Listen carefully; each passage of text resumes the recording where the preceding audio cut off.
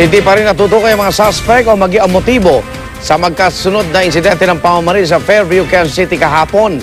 5 sibilyan ang patay sa mga krimeng isinagawa sa magkakahiwalay pero magkakalapit na lugar. Saksi si Ian Cruz.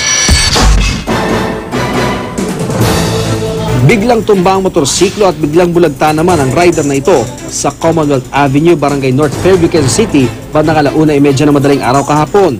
Ang nakunan ding kasabay niyang motorsiklo sa CCTV ito. Tinukoy na sinasakyan ng mga namaril sa 34 anyos sa Rodelo de la Cruz na namatay dahil sa tama sa dibdib. Patay ding bumulagtas sa Regalado Avenue sina Angeli Augis at Helmer Gabronino.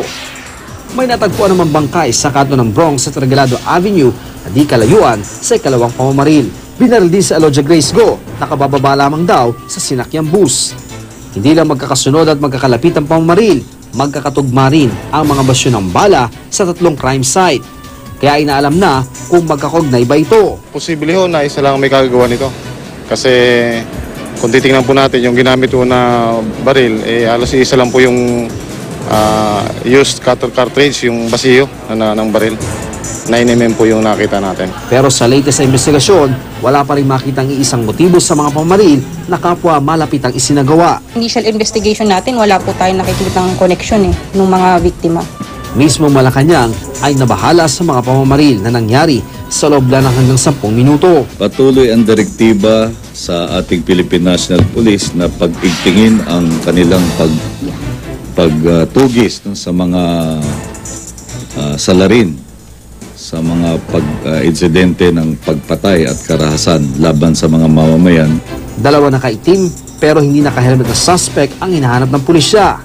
Hindi naman naplakahan ang kanilang motorsiklo. Hinahanap naman ang ilang posibleng saksi.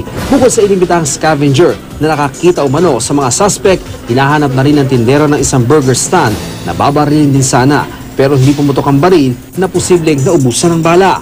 May grupo na rin daw tinututukan ang Quezon City Police. Dahil nga sunod-sunod po yung mga anti-criminality operation natin dun sa area, pwede rin pong yung mga kagrupo rin po ng mga nahuli natin na suspect. Bandang 2:30 madaling araw kahapon, isa ring nangangalakal ng basura ang pinagbabaril ng 2 di nakilalang lalaki sa tapat ng tanggapan ng PLDT sa Fairview. 2 kilometro ang layo mula sa unang insidente ng pamamaril at 100 metro ang layo mula sa isang estasyon ng Quezon City Police. Pero imbes na 9mm na kalibre ng baril, ang ginamit na baril doon sa sinasabing yun ay caliber 45 ang na-recovered na per cartridge doon sa crime scene. Pero tinitingnan pa rin natin. Residential at business area ang bahagi ng Regalado Avenue at Commonwealth Avenue sa Fairview, Quezon City. Pero marami-rami pa rin krimen dito, tulad ng pagpatay kay PO3 Bernard Quintero noong December 2011 at holdapan noong 2012 na ikinusugat ng pumigil dito na si PMA Cadet Alfonso Aviles.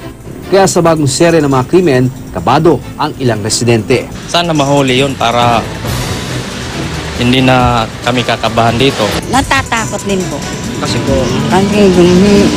Kung nakakaano naman mag-ano ng tao. Takot din kami. bakit po? Kasi siyempre yung mga wala namang kasalanan, di ba? Basta lang babarilin ng walang di ba? Kasi makakatakot yun. Pagpapaigting ng pagbabantay sa lugar, ang sagot ng PNP. Ako si Ian Cruz, ang inyong saksi.